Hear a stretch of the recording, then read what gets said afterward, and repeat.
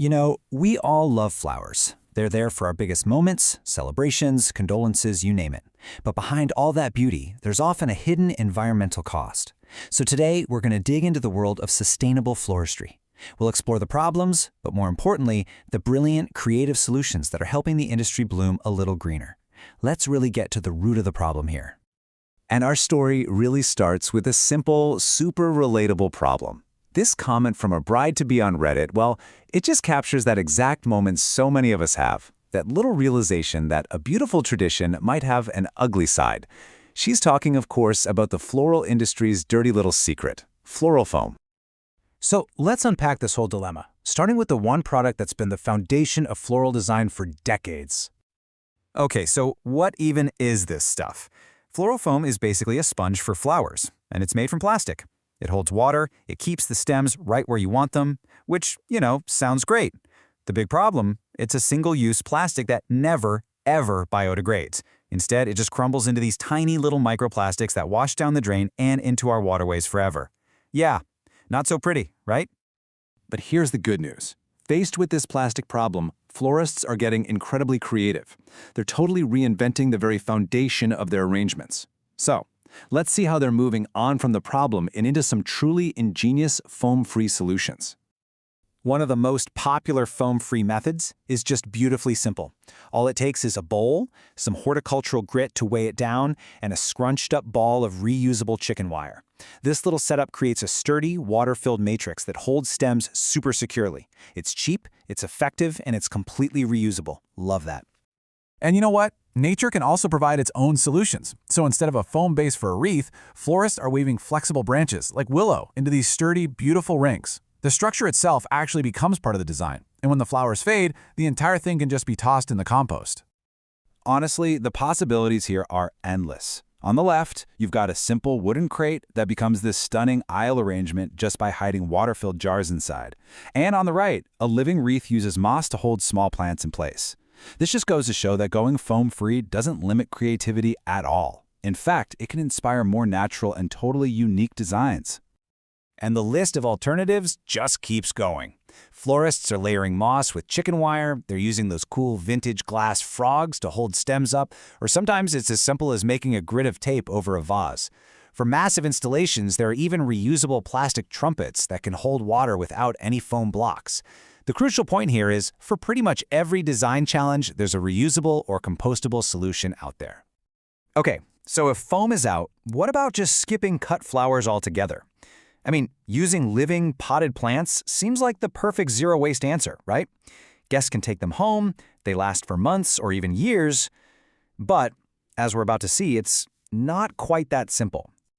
All right, let's break this down. The pros are pretty obvious. They're long-lasting, they make amazing gifts, and, in theory, they're zero waste.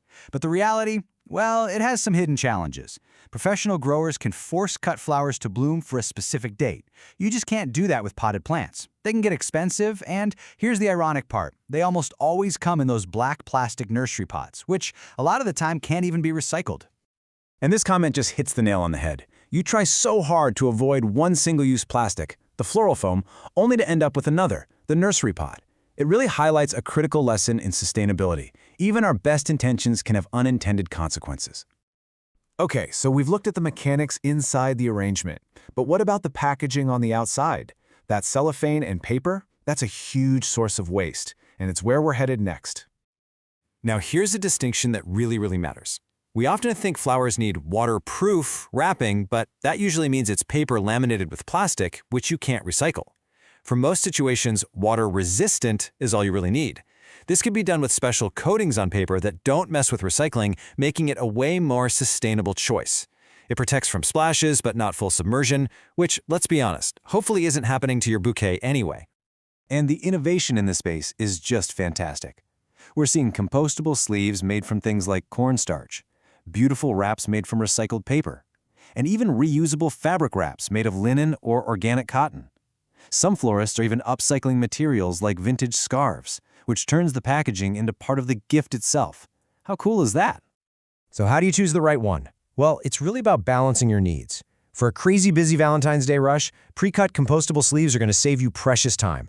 For a high-end wedding bouquet, a beautiful linen wrap really elevates the style. But the most crucial step, for sure, is to look for those third-party certifications, like FSC for paper or compostability standards, just to make sure the claims on the label are legit. So far, we've mostly focused on what individual florists and you, the consumer, can do. But for real, lasting change, the entire industry has to shift. Let's zoom out a bit and look at the bigger picture. And check this out. Large-scale change is possible. The online florist Bloom & Wild, a huge player in the market, managed to reduce its use of laminated plastic, that's the hard-to-recycle stuff, by an incredible 86% in just 1 year. This proves that when big companies really commit, the impact can be absolutely massive. That is such an inspiring number. But it doesn't mean the work is done. Progress is often slowed down by bigger, systemic hurdles that go way beyond the choices of a single business. Experts have identified several key barriers here. Floristry schools need to be teaching foam-free techniques as the standard, not the alternative. Wholesalers need to stock more sustainable supplies. We absolutely need clearer labeling on packaging so people know what can actually be recycled, and our local recycling systems, they need to be way less confusing and more consistent. Tackling these issues really requires collaboration across the entire supply chain. And that really brings us to the core takeaway here. There isn't one single, perfect, zero-impact solution. The path forward is all about progress, not perfection. It's about being aware of the trade-offs and just consistently making a series of better, more informed choices, one bouquet at a time. Which leaves us all with this final thought.